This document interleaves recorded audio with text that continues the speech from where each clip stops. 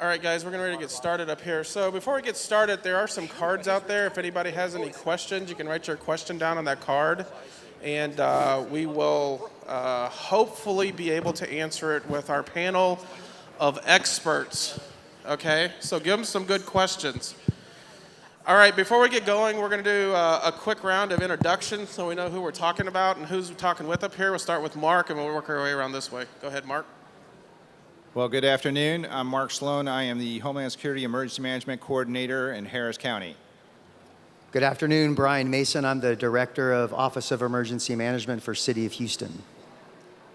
Good afternoon. I am John Dawson, meteorologist at Fox 26.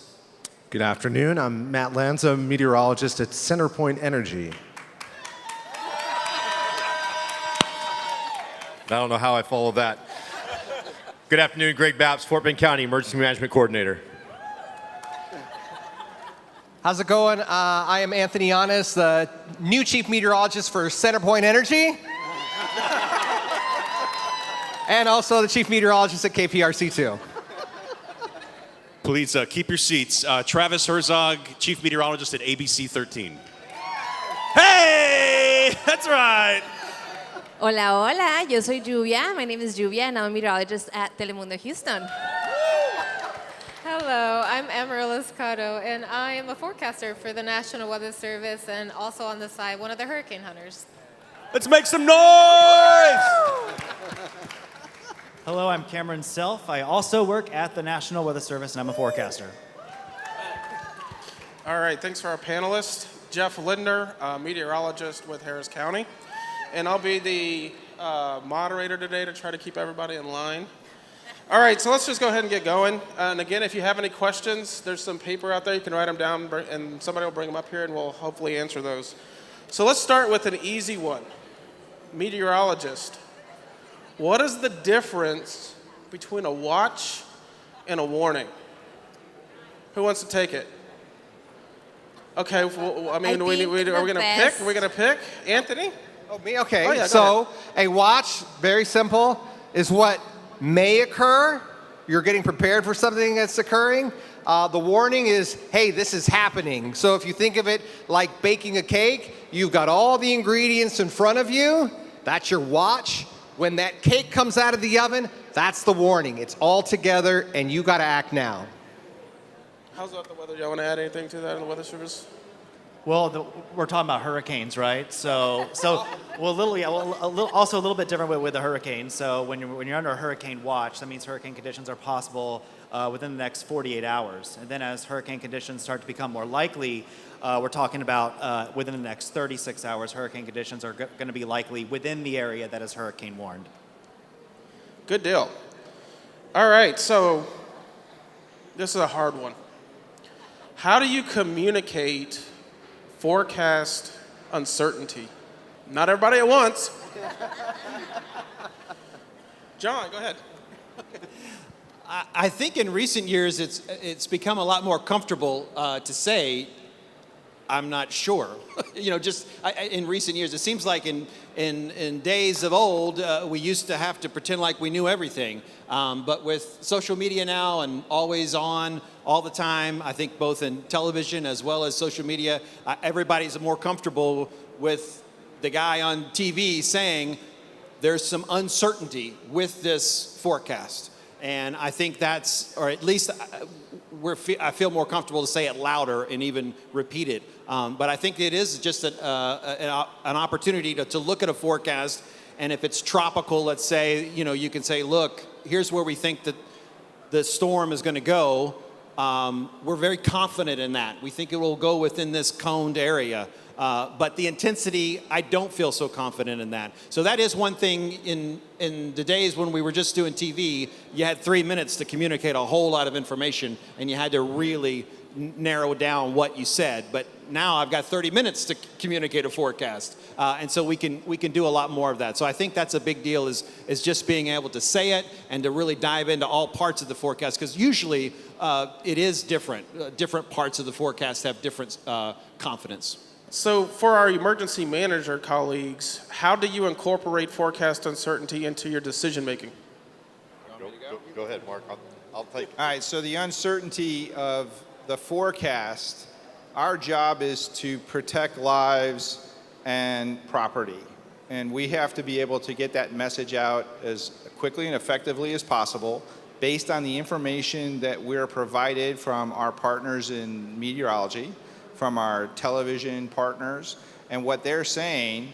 We have to make sure that everyone is prepared because, as you know, we can't tell you exactly where the rain is going to fall. As much as we want to narrow it down, some streets will flood, some won't. There's parts of Harris County, which is 1,777 square miles. When they say there's a 60% chance of rain, some of you will have sunshine and others will have rain.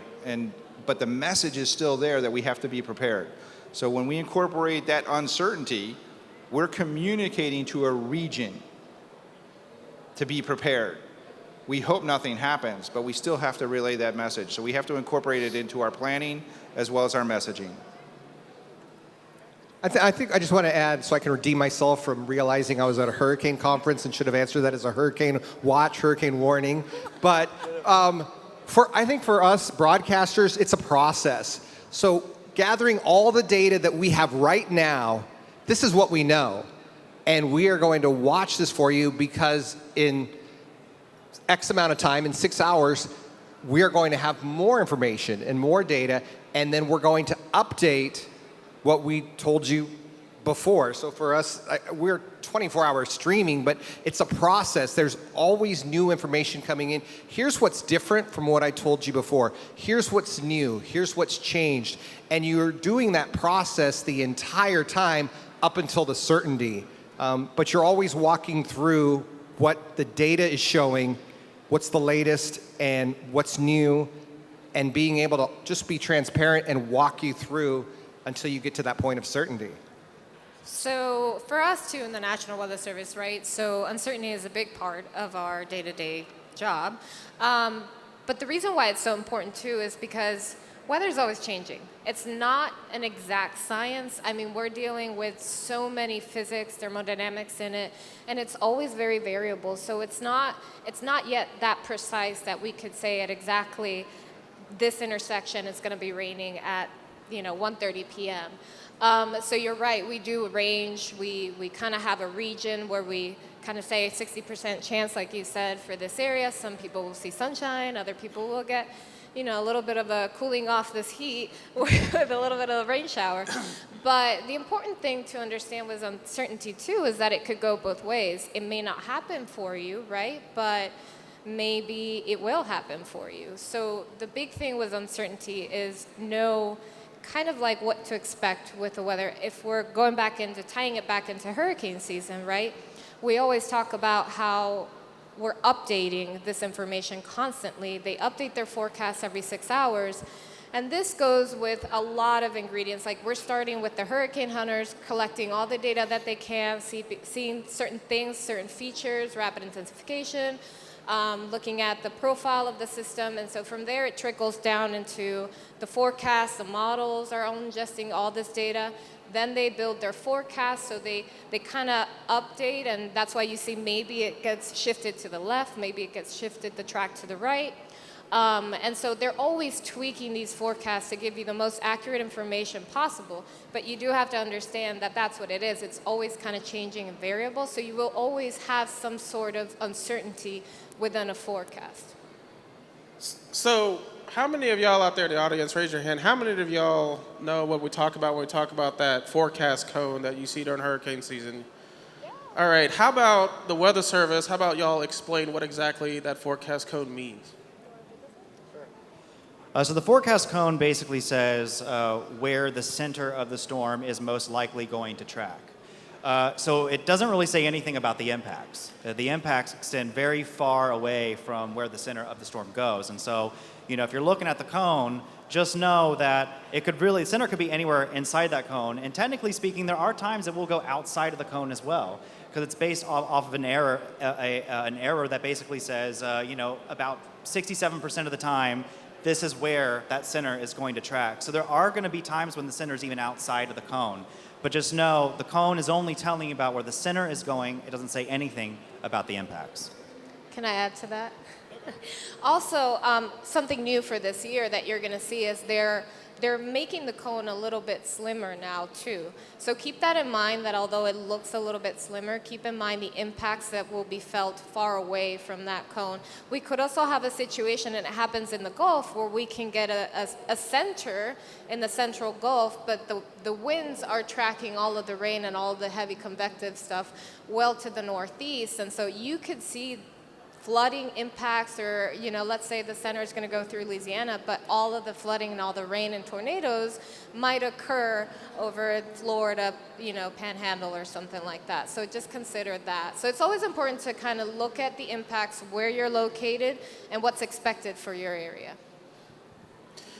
All right, so we got a couple questions for the audience, so we want to make sure we get the audience questions in here. So I got one question here about, what does a meteorologist do for a utility company? Guess we'll shoot that over to Matt. I guess that's for me.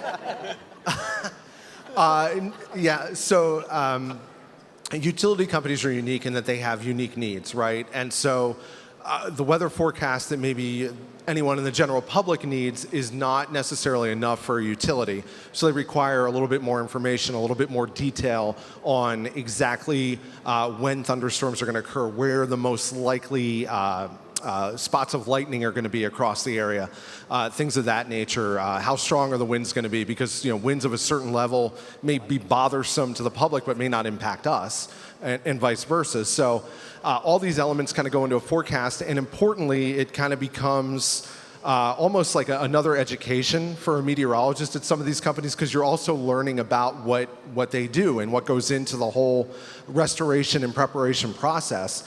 And so by learning that, then I can tailor my forecasts and information to them more effectively and focus on the things they care about rather than the things that just really don't matter to what we do every day. So the role is really important. It's kind of a growing field, growing subset of meteorology. A lot of utility companies are recognizing that they want to have all that expertise in-house now, and it's a great way to both learn how the utility operates, but also provide assistance, when it's necessary.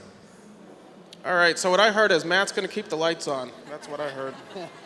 All right, so this question is going to be for the emergency managers. How do you prioritize resources in a widespread disaster?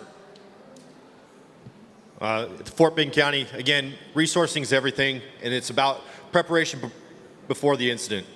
Finding out exactly what is coming, and then preparing those resources, stage them strategically to meet that resource need to stabilize the incident as fast as possible. I'll say for City of Houston, initially we will focus our resources on life safety efforts. Obviously, trying to maintain life safety. Then we try to transition, partnering with CenterPoint and some of our other partners on maintaining our critical infrastructure. City of Houston provides most of the drinking water to the region, about 5.5 million people around the region. So keeping those critical resources and facilities, keeping them going, because if we're on a boil water notice, if our system's not functioning, that impacts the hospitals, that impacts a lot of the other critical infrastructure. So life safety, critical infrastructure, and try to share and move resources around as best we can. All right, this is a good one.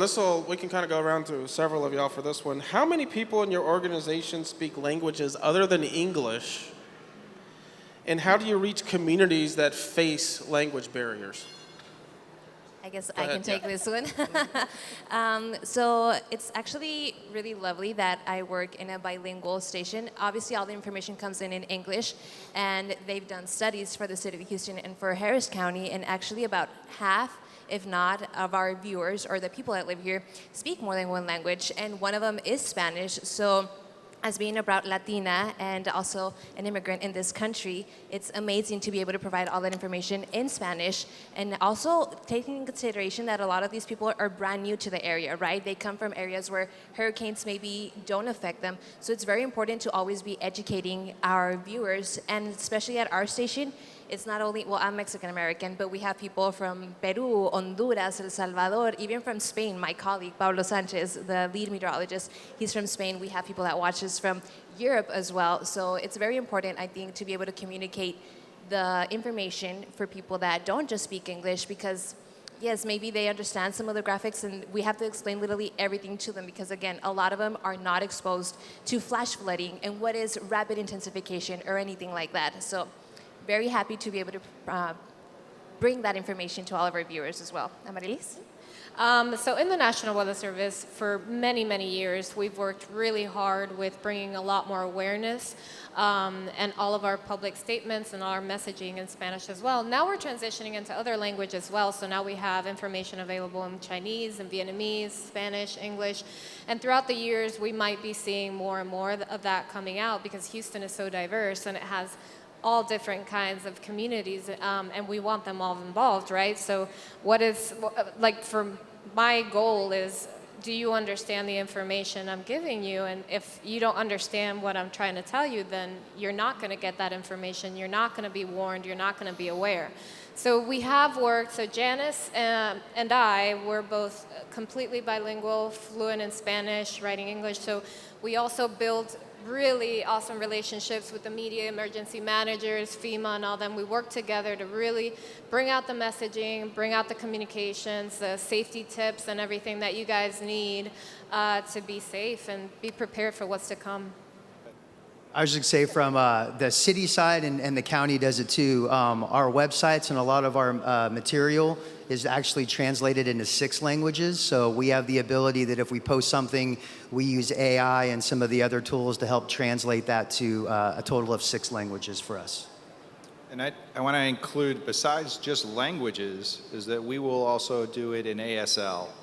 And we have ASL interpreters when we're doing our press conferences or talking to the media, or talking to the public. And then we also have available on the regional websites ASL interpretation for emergency and disaster preparedness. So if you go to your local emergency management, if it's Harris County, Houston, Fort Bend, you can find those resources as well. All right, the next question, this is an interesting one here of the Times, is after the cuts we've seen at NOAA and retirements for the local weather service office, is there any potential issues with future predictions in extreme weather? And before I let the weather service speak, let me just say that our weather service partners are amazing folks, and even with the retirements that have happened at the local office, I know the forecasters down there will do an incredible job to keep this region informed. Y'all have anything to add with that? Well, hold on, but before they go, I will also throw a plug in for them. As emergency management folks, we may call them 6, 8, 10 times a day if there's a storm coming. So yes, they may have some forward-facing impacts, but I can tell you from an emergency manager point of view, we know if we call them at 2:30 in the morning, they will pick up the phone and they will give us whatever information or support or guidance that we need. Yeah, so currently, thank you for that. Love the support. But it's based on the situation, we've had to move around and try to do certain movements where we are still fully covering 24/7. We have not neglected or taken away any of our duties. Our warnings will be the same, our watches, everything. We're building the forecast just the same. So nothing has really changed in the Weather Service. We've just, made a couple of modifications just internally to make it fit a little bit better. But hopefully then within the next couple of months, we'll get, the people who have retired, we'll get new people coming in and more acclimated and we'll be ready to go. But we are still providing everything that you guys need and the public and all the information will still flow as normal. The core mission, we will still meet the core mission. All right, so yesterday was the 1-year anniversary of the derecho that happened here last year this time, the big windstorm, and there's a question of why are derechos so rare in Houston compared to the Midwest and East Coast? We don't know. Thank you for the panel, maybe? Did we stump the panel? The derechos typically happen along that ridge of high pressure during the summertime. We call it the ring of fire and weather. So we're often inside that ridge. We're often in that heat dome, and they're typically happening on the northern side of that dome. That just wasn't the situation on this time last year. Yeah, they're more common in the Midwest and the eastern part of the country based on the steering currents. But we are prone to them, and today is actually the 39th anniversary of the Texas boaters derecho. that went through Lake Livingston and down to Galveston Bay. Several people drowned in Lake Livingston. Back in 1986, we didn't have cell phones. We couldn't really just pull up the radar on our phone and figure out when a storm was coming. So if you didn't have a radio alerting you to that a severe storm is rapidly approaching, you were clueless. So I'm really grateful for the extra technology that we have today so that these events, while we may not be able to predict them more than a few hours in advance, we can give you some advance notice and warning with our partners at the Weather Service and the products they issue. And it's at your fingertips. It's just incredible, the technology that we have today. And that's the main thing that we need everyone else on the other side of the stage to do, is to always be staying aware and informed whenever we know there's a chance that bad weather may happen. All right, let's change the topic a little bit and talk about our favorite topic, evacuation. So how do we evacuate, and why do we evacuate, and when do we evacuate for hurricanes? All right, so evacuation is a regional coordinated plan. We work with Galveston, Fort Bend, Brazoria, Chambers County, Montgomery County, Waller County, because people are going to leave the coast because of storm surge, not the category of the hurricane. We're monitoring how big the wave of water that's coming, that's going to impact our coastline, is why we're evacuating. We want to evacuate those that live on the coast first. We don't all go at the same time. We tried that once. We don't want to do it again. So we evacuate from the coast inland. So based on what the information that we can gather of the wind speed of the hurricane pushing water ashore, we want to be able to get people from Galveston Island and the coast off the island and inland so that we run from the water and we hide from the wind. It doesn't mean that people in College Station have to evacuate, but what we're doing is trying to protect people from the storm surge. And it's a coordinated message and plan that we go through on calls so that we can timely get people off the coast. All right, so kind of a similar question. How do county emergency management offices collaborate with local utilities such as CenterPoint before, during, and after storms?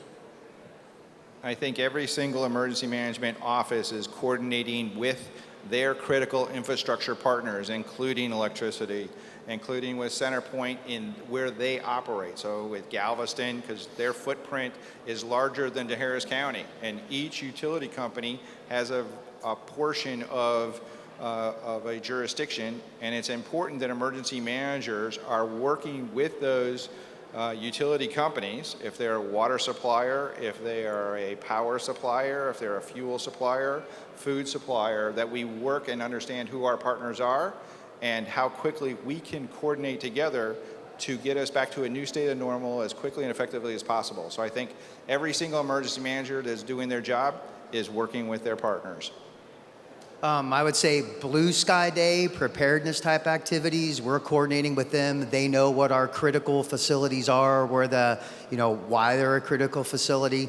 So we're doing the preparedness activities. And then when an event is happening or going to happen and we activate our EOCs, they are a part of our EOCs with us. They're working side by side with us. So when it comes to CenterPoint and the electric service providers, there's a strong partnership between emergency management and that entity.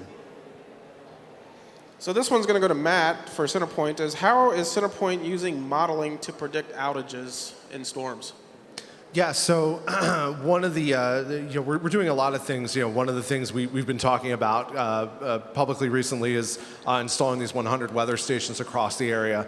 And we're using all of the data from these stations to help inform us, first of all, what's going on. And second of all, we're sharing that publicly so that anybody can tap into it, including the Weather Service, any of the media partners that want to see what's going on. We're not keeping that to ourselves. We are working internally on a lot of different things to improve how we do weather forecasting. We're doing some research on high resolution modeling and how we can integrate some of the data from some of these sensors into them. There's a lot of projects underway, and what we're trying to do is basically more effectively prepare the organization to be ready for storms. weather forecasting continues to advance kind of at a lightning pace with a lot of technological advances in recent years. So it's important for us to kind of keep up with that and stay along or ahead of the curve. And we're at the point now where I think we're doing that. And that will hopefully help us to make better forecasts internally, which will allow us to stage our crews more effectively and properly ahead of storms so that we can get the lights back on faster when storms exit. So that's the end goal, is to constantly improve the weather forecasting that we're doing. So this question comes from the audience about a lot of parents from immigrant families get their information from children that go to school, and what are the resources and outreach that are being done at elementary and middle school level that those resources can then go home to the parents? And I know the Weather Service and the media do a lot of talks at schools. If y'all want to give us some idea of how y'all do those talks and what y'all provide. You just did one, right? Yeah, so a great example was yesterday. We were in the North Houston area. We were there for a career day field, and so we went to different classrooms just teaching them weather and like, what is thunder? Like, how do you stay safe from thunder? What is a hurricane? And, you know, it's very amusing to see these kids that are fascinated by weather. So we take the opportunity to teach them and actually teach them impacts too, like, oh, if you know, when lightning roars, go indoors, right? So especially now that it's the summer, we were telling them if you're in the pool and you see lightning, that's a very dangerous situation. Grab your brother, your sister, you know, head inside. So it's very important for us to educate kids, especially because they're our future, right? So they need to understand and learn about these dangers and how it can impact them and their families in the future as well. And we do it, again, in English and in Spanish, so we are reaching out to communities that do have that culture, a different language, so that they can get better at understanding the weather themselves. Well, I know for me, I had a career day also yesterday.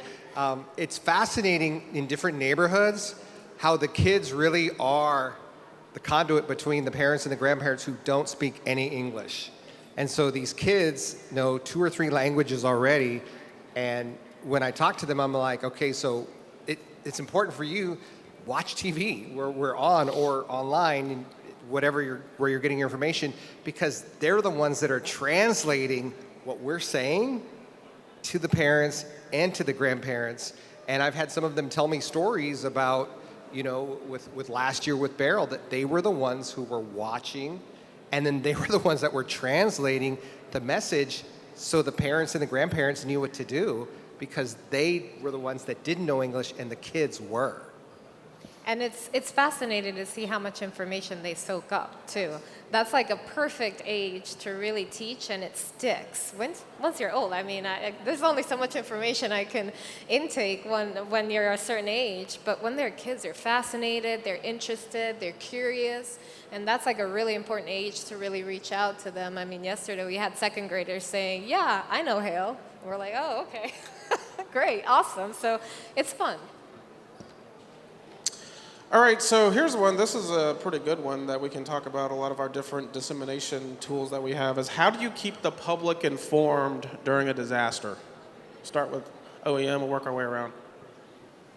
So keeping the public informed is very important so that you know what actions you should be taking before, during, and after a storm.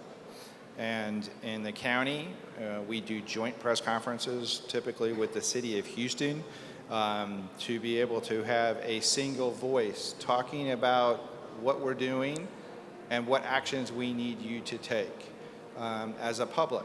Sometimes it is that you shouldn't be out on the roads. We need you to stay home for right now while first responders can get into the disaster area and do the response necessary. Sometimes it might be to inform you that you have to do a secondary evacuation because there's other impacts post-storm. And messaging is very important so you understand not only what local government, state government, and federal government are providing, but it's also making sure that you understand that we're working together to accomplish that mission of getting back to a new state of normal as quickly, as safely, and effectively as possible. I would say for us, we rely on different types of avenues.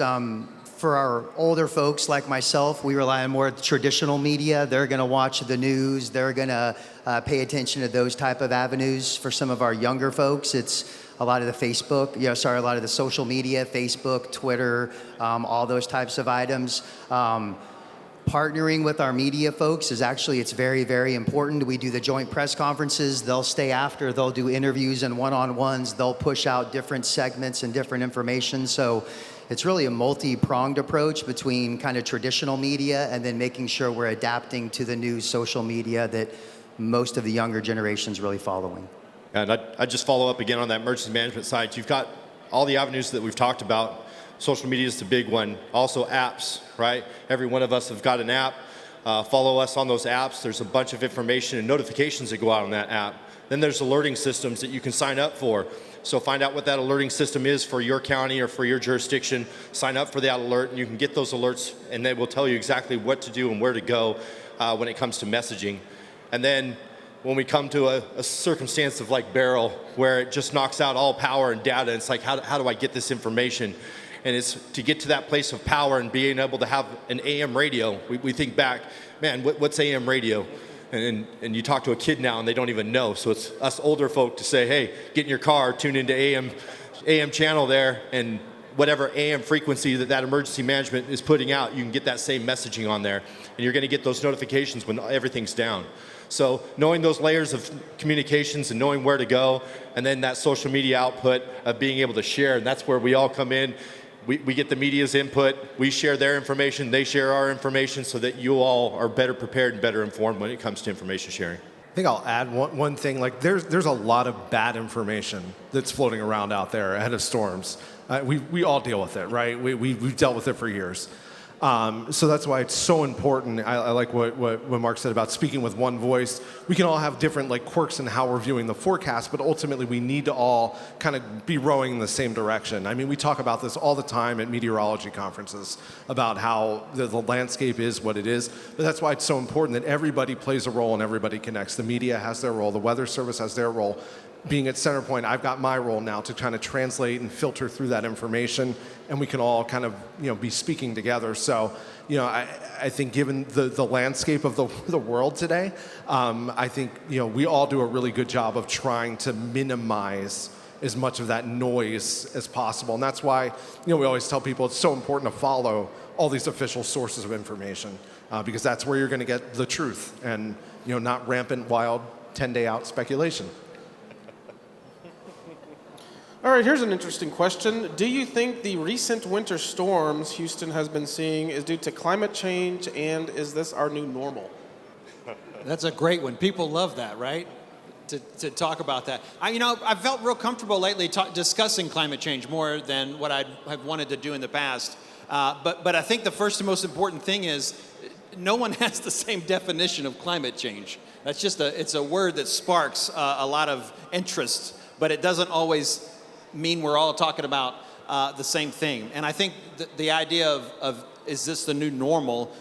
Again, well, what's your definition of normal sort of a situation? So I do think that there are clearer signs that our environment today is different than it was 50 years ago. The atmosphere is not the same. And so, yes, I would call that change. It has changed over the last 50 years. And we know for a fact if you've got a warmer atmosphere, it'll hold more moisture, and that means it can rain a lot more. It could even bring a stronger tropical event, whether that be winds or rain or even spawn tornadoes and things like that. So to say, yes, that climate change is happening, and again, the clear evidence just within a 50-year span, and to say that this is different than it was 50 years ago, and yes, there are cycles in our atmosphere that we can expect to happen, but things do seem to be more active, I think, overall, and I think that is something that I don't know if I want to call it the new normal, as the question specifically said, but I do think that we need to be thinking about those steps for a more active atmosphere with warmer results, the results that are going to be more higher with that. I'll just say that in the last 2 years, the atmosphere and ocean together have added about 145 terajoules of energy into the system, which is enough energy to power all of mankind's current energy needs for the next 60 years. And so there's a lot of extra energy out there, and that tends to amplify the extremes. So when we get an extreme event, it's usually made a little more extreme than it otherwise would have been. The heat wave's a little bit hotter, like what we just had this past week. The storm's a little bit stronger. The rain's a little bit heavier.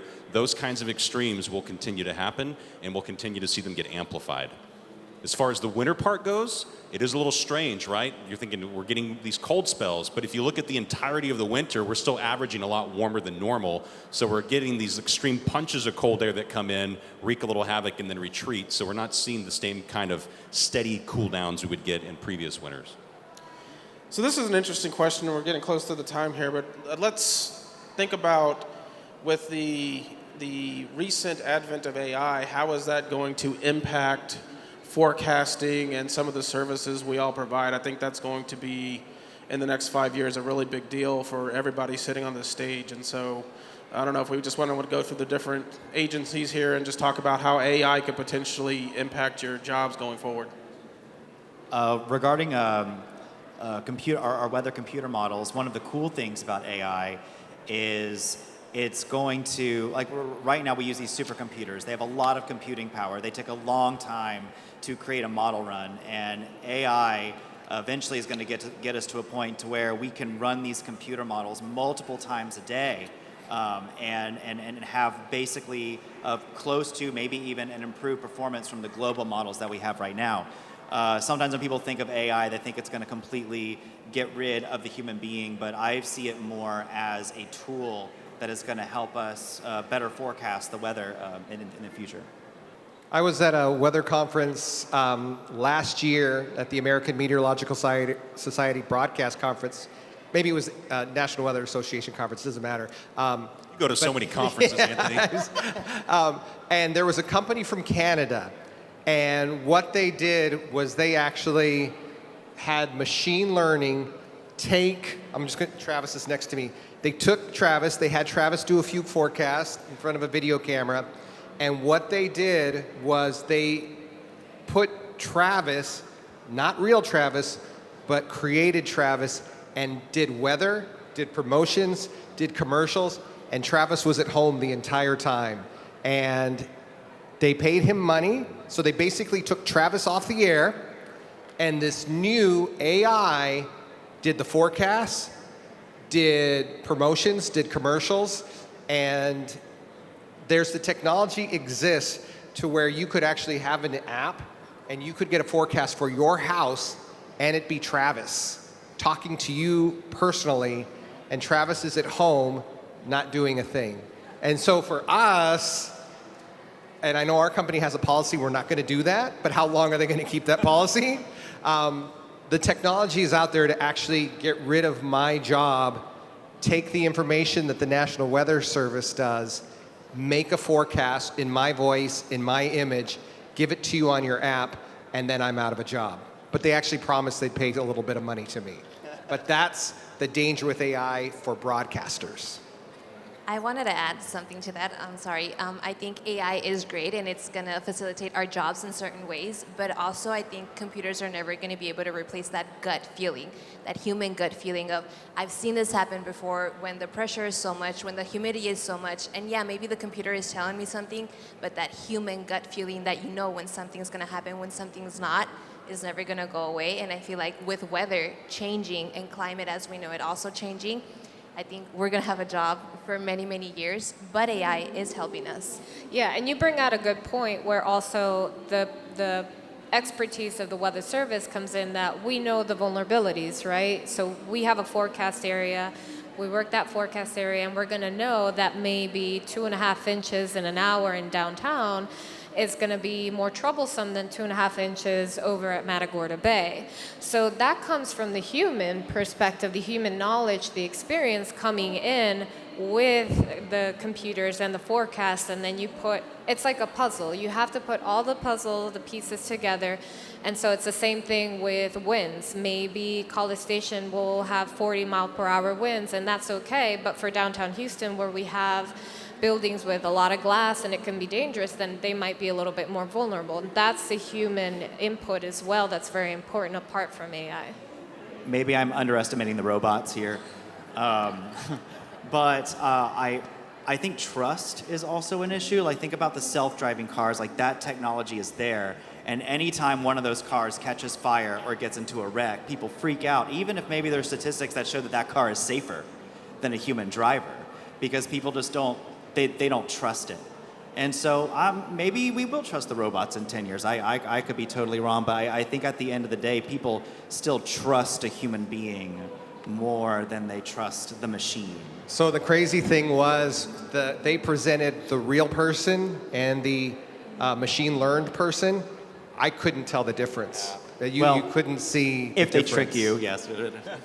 And I think that's important for the public to understand too, is that as AI is a tool that we all have been using for many years, now some of the guardrails have been removed. And we have to be able to trust but verify the information that's going into the quantum computing and the AI realm so that we get accurate data back faster, more effectively to do our jobs to make sure the public is well informed on what we know now. As you talked about, the public won't be able to tell the difference between human and AI, so it's in our threat matrix, because if they make a image of the mayor or a county judge that you believe is telling you to leave and evacuate the entire coast immediately, is that really the message that was being relayed, or was that a bad actor that's creating more problems? So we have to pay attention to this as we move forward. I think it's a huge resource, a great tool, but we also have to understand the limitations. All right, so we're almost at time here, so we'll go around for everybody. One last thing, just your number one or your most important preparedness tip for any portion of weather. It doesn't have to be hurricanes or flooding, or it could be anything. So we'll start with Mark and we'll work around. All right, the one tip that I give you is to stay informed. Make sure you understand the risks and the threats in the area in which you live, and make a plan and be prepared. Similar, make a plan, have a kit. I was downtown a few weeks ago doing a presentation. I asked a room of 75 people who had a plan and a kit, and about 4 or 5 people raised their hands. So everybody puts a plan together for hurricanes, but you should have a plan and a kit together for any day. The derecho a year ago wasn't necessarily a big planned event where we thought a big storm was going to come, and we ended up having some significant impact. So please be prepared 365 days a year. Yeah, the traditional message has always been make a plan, build a kit, stay informed.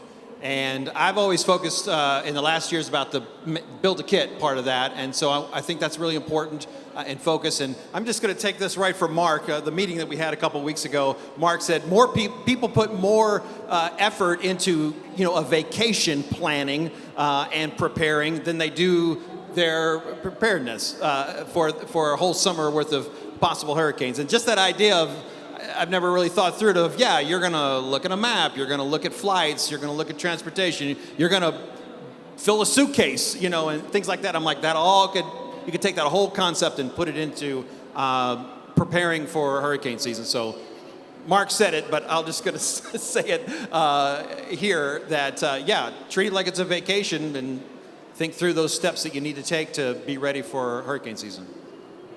And when you hear hurricane season outlooks come out, you should still prepare accordingly. One of the quietest hurricane seasons on record was 1983 and 1992.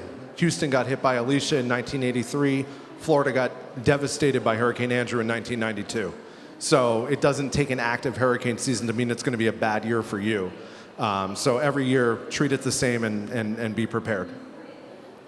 Then I'll emphasize again, not only build the kit, but know how that kit works and how that plan. So exercise that plan, exercise that kit, and then go through it and make sure that nothing's expired and everything's good to go every single year and every time. And then I always put into a context the human nature. Know your neighbors, know your community, help each other out, because when this happens, you're going to have to rely on each other before these first responders most likely can get there. And so if you know that and you know those people that are living next to you, get out. Don't just know your neighbor on Facebook, right? Get out there, knock on the door, and find out who they are, because when the devastation happens, they're the ones that are probably going to be helping you out. I think for me and for everybody that's here, because you've actually been proactive to come and get the information, I would say practice your plan. I think back when I lived in LA and worked in LA, and we had an earthquake, and in an earthquake you're supposed to duck, cover, and hold. And we didn't practice that plan. So we had an earthquake, and me and my wife and the kids are just staring at each other saying, oh my gosh, what's going on? Because we never practice actually ducking, covering, and holding under that table. So I think as we enter hurricane season, practice the plan. What do you do if your kids are at practice? What do you do if your wife's at work or your husband's at work and there are hurricanes coming in, and because one of you is essential personnel, how do you take care of the house? So practice the plan along with what everybody else has said. That's my number one thing. Audience participation time. How many of you have a cell phone? Raise your hands. Who's got a cell phone? Okay, how many of you have turned off your cell phone alerts because you got a blue alert in the middle of the night and you're like, never again, right? Okay, so those who are raising your hand, make sure you turn your cell phone alerts back on ahead of a big weather event, because if you are in jeopardy, that's one way that the National Weather Service can trip your phone when an unexpected derecho comes in or a tornado warning. They will hit any mobile phone within that geographic location. So make sure you turn those alerts back on. Second thing is, if you're a homeowner, make sure that your garage is rated to withstand hurricane force winds. It's the weakest point of entry into a home. And when air gets into a house, it's going to find a way out, and it'll usually pop your roof. So the best way to protect your roof and to keep it on during a hurricane is make sure that your garage is rated and reinforced from hurricane force winds. I think something that we can take advantage, we can tell you the forecast 7 to 10 days out, right? High pressure is going to stay. We're going to get a little cool front Wednesday, no big deal, but take advantage of the sunny days, you know? And if you have to cut that tree down, do it now. Don't wait until everybody's going to Lowe's, Home Depot, everywhere. Like, take advantage of the time that we have now. A tree is not going to grow that much in a month or two, you know? And as well, like, know your vulnerabilities. Like, if you have to clean out the gutter, you make sure that everything is working well around your home. Take advantage now. That's what we're always telling you. Be prepared. I think great points. I think I might add know your location, right? Your location and what impacts. Are you in a flood zone? Are you in an area that is very susceptible to strong winds, surging? I think it's important to know like what vulnerabilities your home has. Like he said, is it rated? Is your garage rated for hurricane storm force winds? Another thing that I would like to add is get your family involved. Sometimes you'll create a plan and you'll have it ready to go, but guess what? Maybe the kids don't know, maybe the grandma doesn't know, they don't practice it like you said, and it might occur where you had an emergency and you're gone, and you know this is happening and they need to get ready without you and they don't know what to do.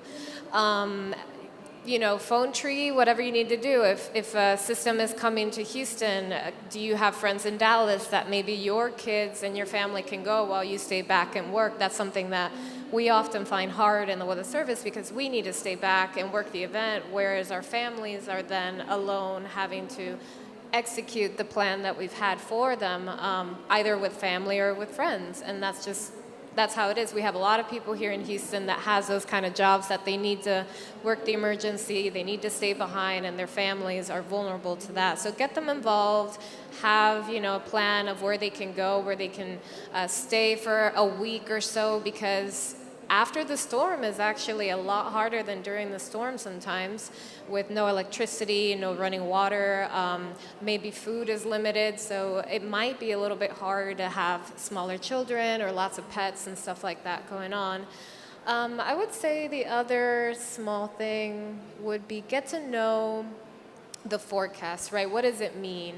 Not necessarily each location will get the same impacts. For Galveston, they might be looking at quick, brief tornadoes and storm surge, whereas in Houston, especially the downtown area, and Jeff would know this, they might be more vulnerable for flooding instead of the winds. So really get to know your area, and what that impact is going to be for your area is also very important. I would say have multiple ways of receiving warnings and weather updates is a really big one. And then also during the hurricane season, make sure you're checking in with the tropics. The TV meteorologists, you're doing a daily tropical outlook. Though we have hurricanes.gov, things change in the tropics fairly quickly. So don't just look at your app and look at the 7-day forecast. Make sure you're also proactively looking at what's happening in the tropics too, because that can change on the dime.